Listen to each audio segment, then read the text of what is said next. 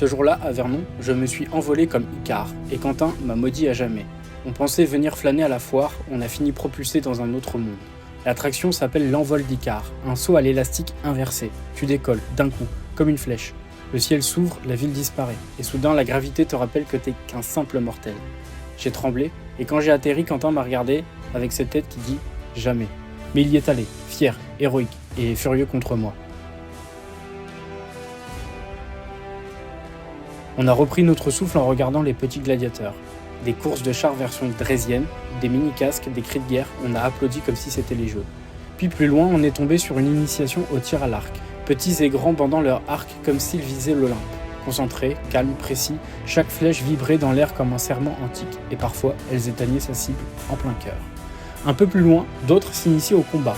Casques, boucliers, épées, l'arène était pleine et l'histoire bien vivante. À Rome, on banquait. À Vernon, on trinque.